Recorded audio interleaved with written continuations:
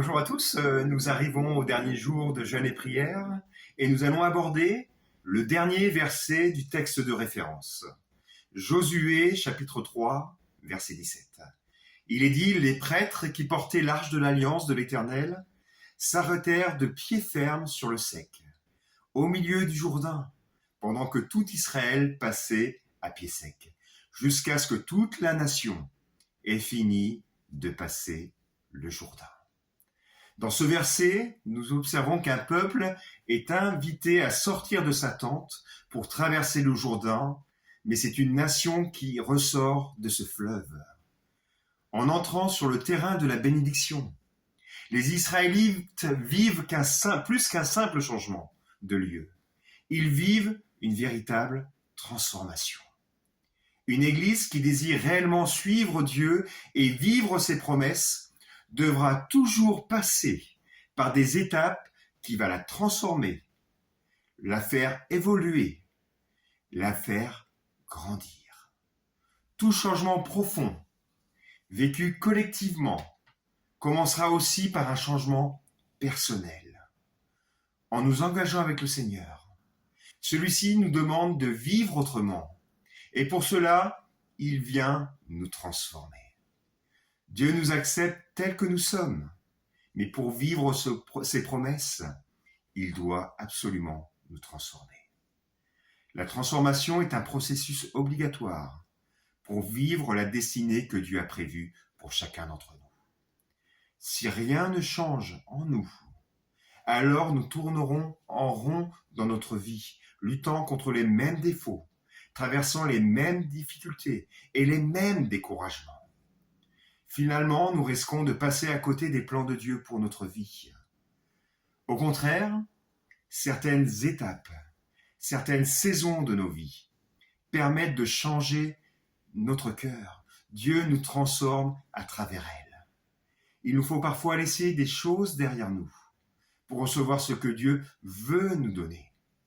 Lorsque nous traversons des crises, des combats, notre foi est amenée à grandir et notre vision de Dieu est amenée à évoluer.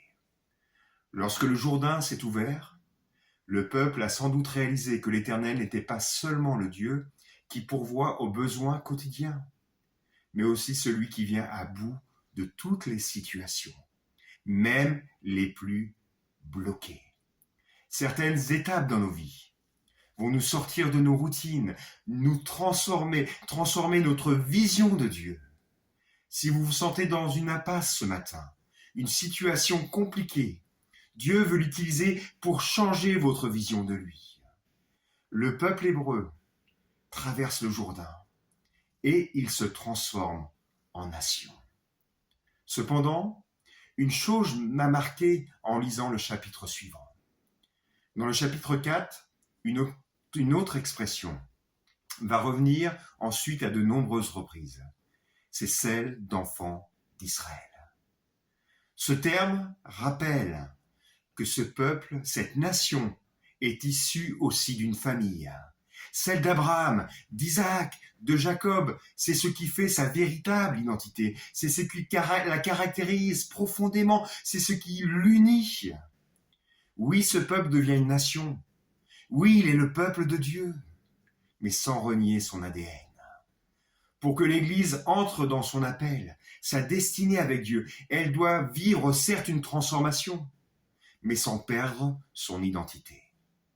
Si je devais donner une définition du mot identité, c'est ce que nous sommes profondément. C'est ce qui nous caractérise personnellement. Ce sont nos origines, nos valeurs, nos souvenirs, notre lien de parenté, notre lieu de naissance. Tout cela constitue notre identité. Je crois que personnellement, le Seigneur veut nous faire grandir, veut faire grandir son Église, mais il veut lui laisser son identité propre. Ce que Dieu veut pour notre Église, c'est qu'elle garde cet aspect familial qui la caractérise. En sortant du Jourdain, Josué demandera à 12 hommes, un par chaque tribu, de prendre une pierre au milieu du Jourdain pour édifier un monument à Gilgal, en souvenir de ce que Dieu a fait. Là où l'Église sera implantée, Nous devrons être porteurs du souvenir de ce que Dieu a accompli pour chacun d'entre nous. L'Église sera comme un témoignage aux générations futures, à venir, de la fidélité et de la bonté de Dieu pour nous qui vivons au milieu d'un miracle. Nous rappellerons à nos enfants, mais aussi à nos familles qui viendront dans ce lieu, ce que Dieu a fait, ce que Dieu nous a donné en héritage.